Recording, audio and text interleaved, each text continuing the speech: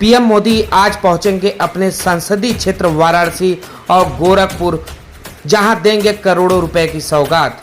BJP अभी से 2024 की सियासी जमीन तैयार करने में जुटी ताकि अपने सियासी किले को मजबूत कर सके। बीजेपी 2024 के लोकसभा चुनाव में अपनी कमर कस लिया।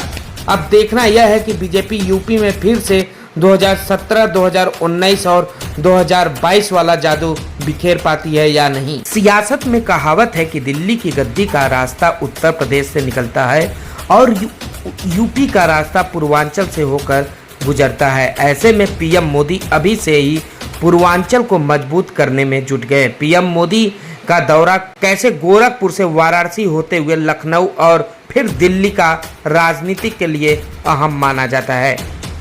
वहीं बीजेपी ने 2024 के लोकसभा चुनाव के लिए कमर कस ली है। प्रधानमंत्री नरेंद्र मोदी लगातार अलग अलग क्षेत्रों का दौरा कर रहे हैं और लोगों का मूड भांपने में लगे हैं।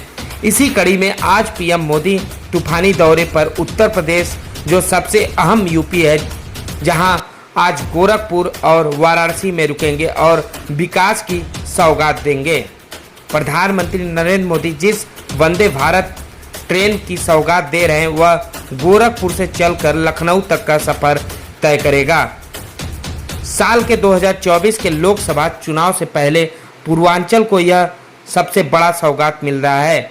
सियासी तौर पर बीजेपी के लिए काफी मुफीद भी साबित हो सकता है। बता दें, वहीं इस सौगात से बीजेपी की पूर्वांचल से लखनऊ तक का संसदीय सीटों को साधने का रणनीति बनाएगी। बता दें, सीएम योगी और पीएम मोदी का गढ़ होने के बाद भी बीजेपी को लोकसभा चुनाव 2019 में पूर्वांचल के क्षेत्र में एक तरफा जीत नहीं मिल पाई थी, जहां पार्टी ने इस हिस्से की कुल 26 में से 17 सीटों पर ही कब्जा पाया था, जबकि 2 सीटें सहयोगी दल अपना दल एस के खाते में गई थी। इसलिए बीजेपी अभी से 2024 का सियासी जमीन तैयार करने में जुट गई है ताकि अपने सियासी किले को मजबूत कर सके। वहीं बीजेपी के लिए यह बड़ा चुनौती होगा।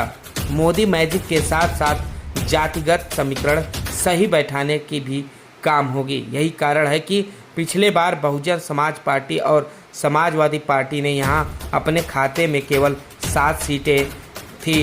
इतना ही नहीं, साल 2022 विधानसभा चुनाव में पूर्वांचल के कई इलाकों में बीजेपी का खाता भी नहीं खुल सका था, जिसमें आजमगढ़, अंबेडकर नगर जिले शामिल थे। इसके अलावा गाजीपुर, मऊ व जौनपुर में बीजेपी का प्रदर्शन बहुत खराब रहा।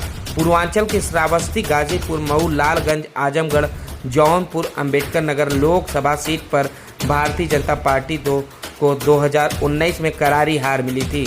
हालांकि आजमगढ़ सीट बीजेपी उपचुनाव में जीतने में सफल रहा।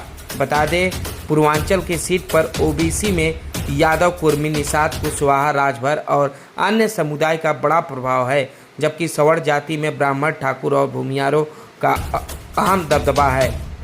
तो वहीं दलित समुदाय भी अहम भूमिका में है। पूर्वांचल की कई जिलों में मुस्लिम वोटर किसी भी दल का खेल बनाने और बिगाड़ने की क्षमता रखते हैं। ऐसे में यादव और मुस्लिम सपा का परंपरागत वोट माना जाता है, जिसमें कोई दूसरी कुर्मी या फिर कोई अन्य प्रभावित जाति जुड़ जाती है तो राजनीतिक रूप से जीत का आधार बन जाता है।